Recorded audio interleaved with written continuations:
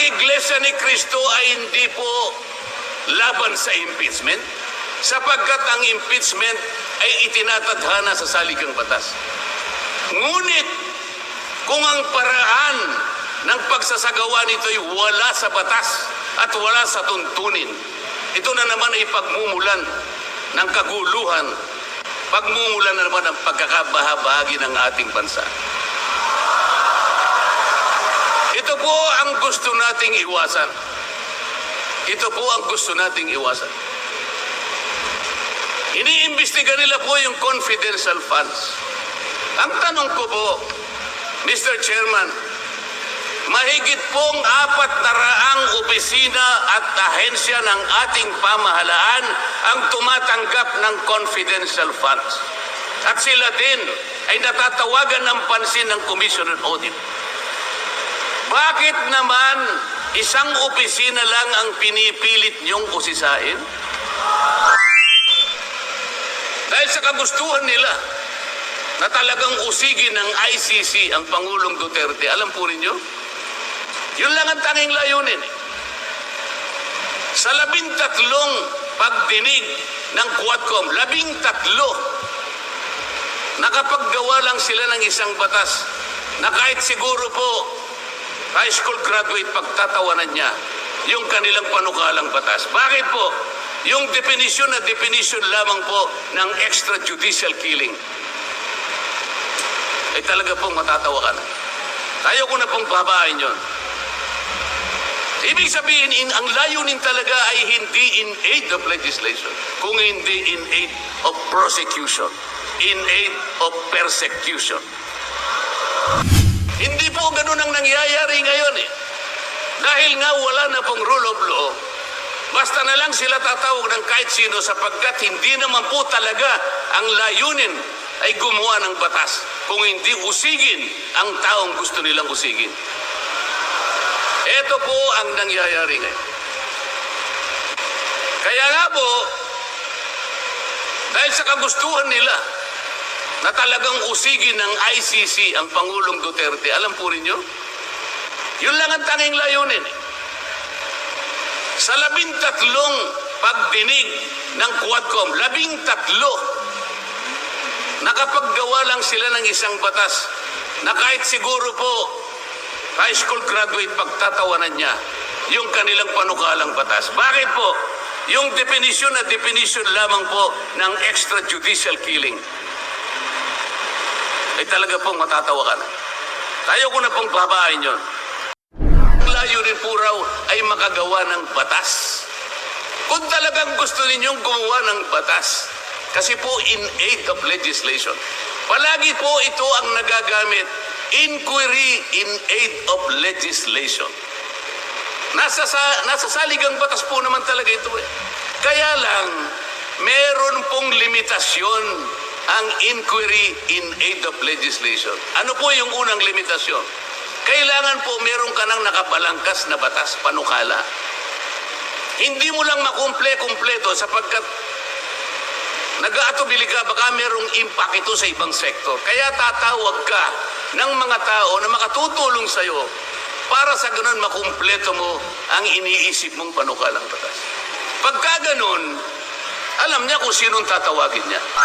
Ikita ninyo kanya na yung iba ay lalong nagiging mayaman sa pamagitan ng katiwalian at hindi sa pamagitan ng trabaho. At ang mga batas ninyo, sila pa ang pinoproteksyonan. At ang batas ninyo ay sila pa ang lumalaban sa inyo. At kapag ang corruption ay ito ang itinatadhana, ito ang binibigyan ng reward. At yung katapatan ay ito ay nagiging sakripisyong pang personal.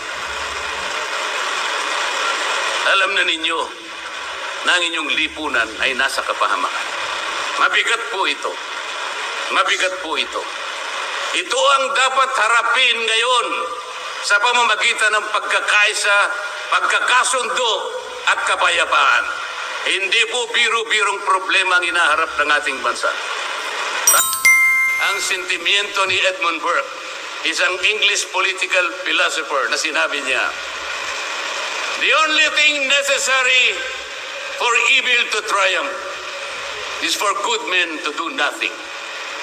Sa Tagalog po, ang tanging kailangan para magtagumpay ang kasamaan ay magsawalang kibo at walang gawin ang mabubuting tao.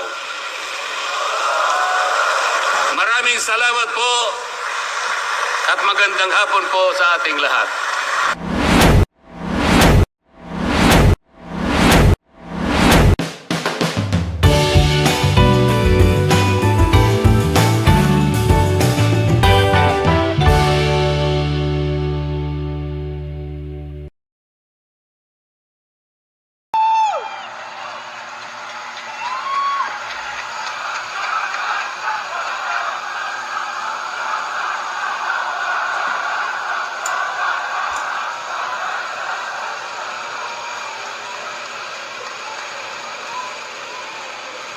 Muli po, magandang hapon sa inyong lahat.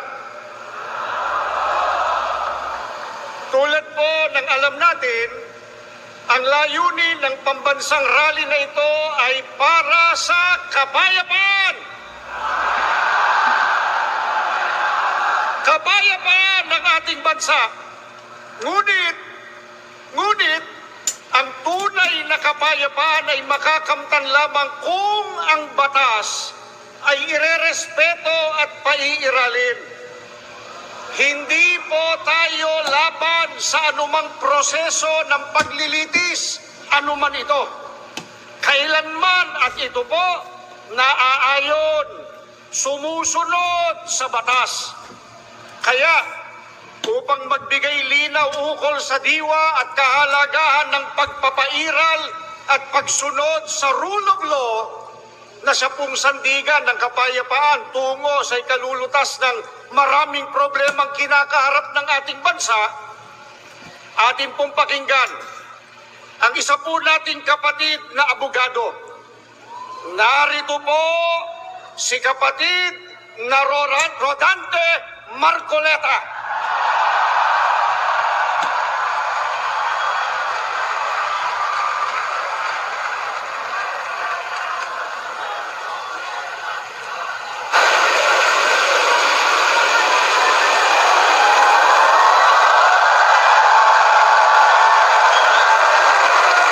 Okay pa po ba kayong lahat? Mga kapatid at mga kababayan, malinaw po nating narinig sa pampungad na pananalita ng kapatid na Edwil Sabala ang pinakalayunin ng malakihang pagkilos na ating sama-samang isinasagawa sa araw na ito. Nais nating katawanin ang nagkakaisang damdamin ng milyon-milyong Pilipino at isatinig ang kanilang pinag-isang mithiin para sa isang mapayapa at nagkakaisang Pilipinas. Kaugnay nito, binanggit din po ang ating kagustuhan na ipaalam sa mga opisyales ng ating pamahalaan ang ninanais at pinapangarap na maayos at epektibong paglilingkod at paglutas sa lumalalang kahirapan na pinalubhapan ng katiwalian at korupsyon, kalamidad, kriminalidad, bangayang pampolitika at iba pa. Kinikilala po nating lahat na nagkakatipon ngayon na sa pagkakaisa, kapayapaan at pagkakasundo lamang natin makakamit ang hinahangad na pagunlad at pagsulong ng ating bansa. Sa bahagi po naman ng kapatid na Romel Topacio, tinindigan ang pagtitipong ito ng Iglesia ni Cristo ay konkretong kahayagan ng suporta sa naunang pahayag ng Pangulong Bongbong Marcos na hindi sasang-ayon sa isinusulong na impeachment laban kay Vice President Sara Duterte. Kinatigan din po ng Iglesia ni Cristo ang posisyon ng Pangulo na ang impeachment ay hindi makapagdudulot ng kabutihan sa buhay ng kahit isang Pilipino. Hindi lamang ito pag-aksaya sa oras ng pamahalaan, kundi makakahadlang din sa pagre-resolba sa marami at pangunahing problema ng bansa. Mataas na presyo ng bilihin, mababang kalidad ng edukasyon, infrastruktura, serbisyong pangmedikal, kriminalidad, seguridad at iba pa. Higit sa lahat, ang pagsusulong ng impeachment ay mauuwi lamang sa pagtatalo-talo at papagkakampi-kampi, hindi lamang ng mga mamamayan, kundi pati na rin ng mga opisyalis ng gobyerno. Ipinaalala rin na kapag nagtatalo-talo ang mga nasa pamahalaan, apektado ang taong bayan, at kapag magulo ang bansa, ang mga tao ang kawawa.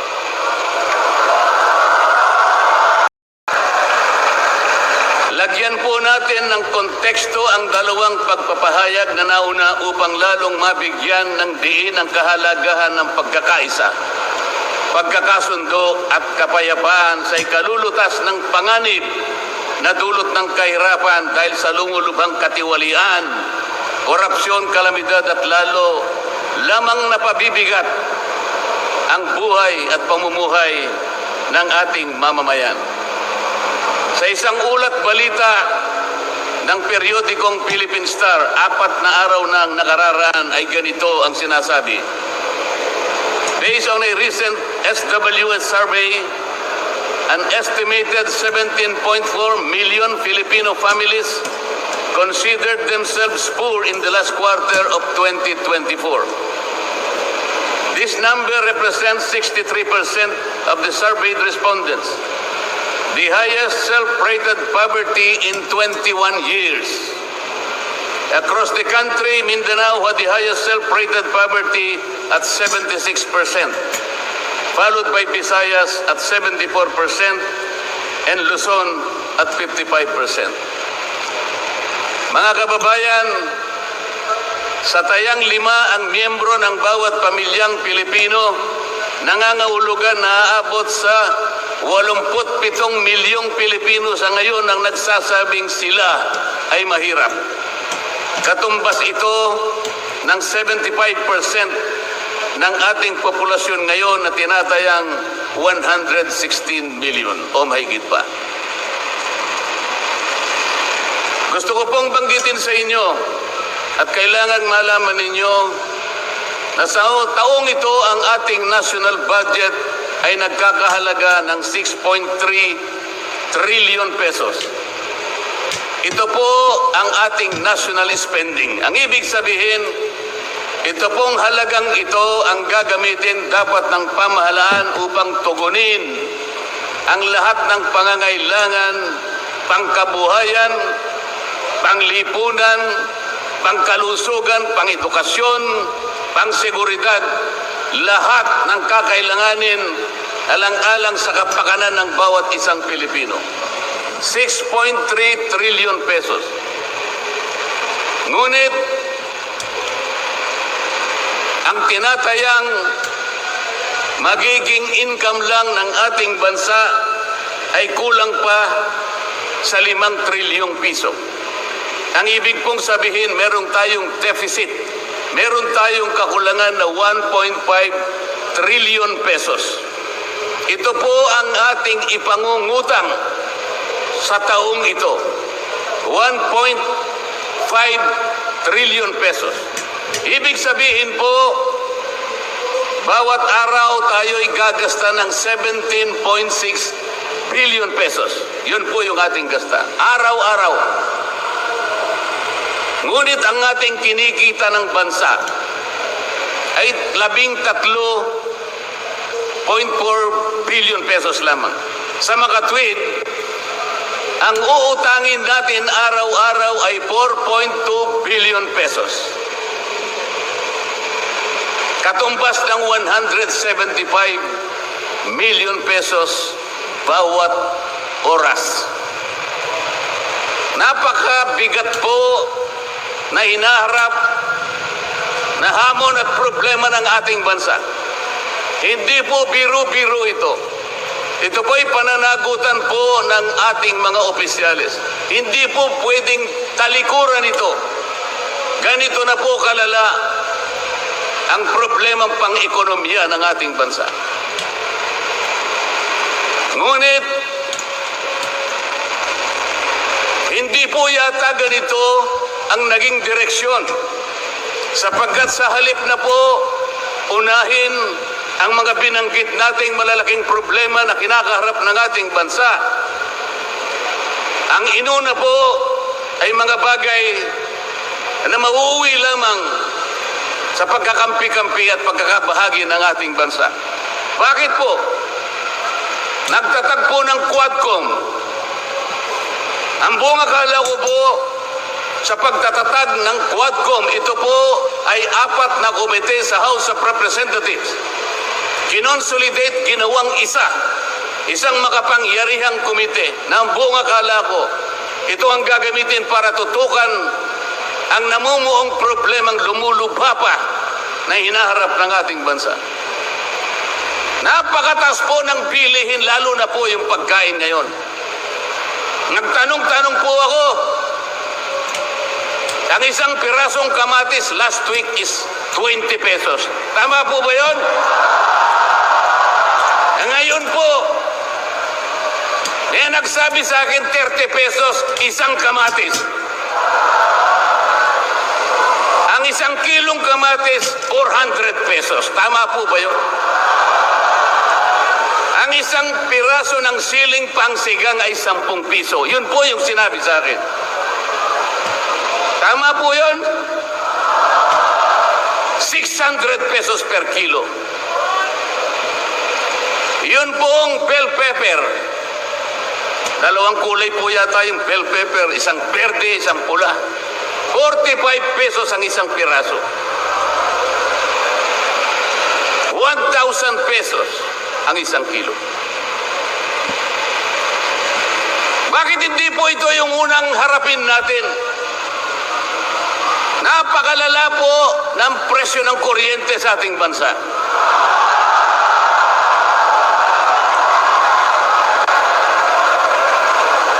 Meron po akong isinulong na 10 panukalang batas na ang tanging layunin ay ibaba ang kuryente sa bansang ito.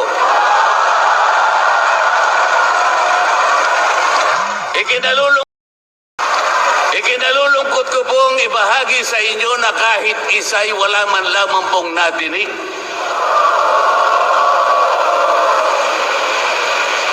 Ano po yung dininig? Pinatawag ang dating Pangulong Duterte, pinatawag ng Quadcom.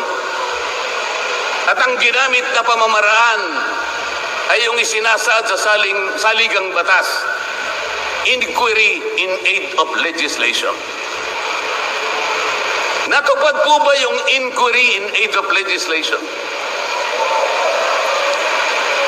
Paano po in aid of legislation kung ang tatawagan nilang resource persons para humarap sa paglilitis na yon ay puro kalaban ng dating Pangulo? Alam po ninyo lahat yon. Pinagtatanong nila yung Pangulo base doon sa mga sinumpaang salaysay at affidavit nung kanyang mga inusig nung kanyang panahon sa war on drugs. Hindi naman ipinatawag ang mga taong maaring makapagbigay sa kanya ng tulong upang ipaliwanag ang war on drugs. Hindi ipinatawag ang mga Solicitor General sa kanyang panahon. Hindi ipinatawag ang mga CPNP upang magpaliwanag kung ano ang war on drugs. Puro kalaban ng dating Pangulo. Yung mga abogadong kasama niya para magtanggol sa kanya, hindi pwedeng magsalita. Sapagkat ang tuntunin sa mga komite, ikaw ay papayagan lamang para payuhan mo ang kliyente mo sa kanyang karapatan. Ngunit paano mangyayari na ang kliyente nila ay papayuhan sa kanyang karapatan kung bubulungan lang siya, ay makikita siya ng isang chairman doon. Attorney, huwag mong bubulungan yan. Iko-contempt kita.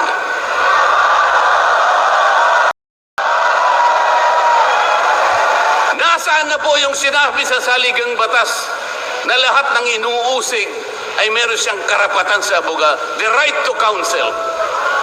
Wala na po. The right to confront your accusers.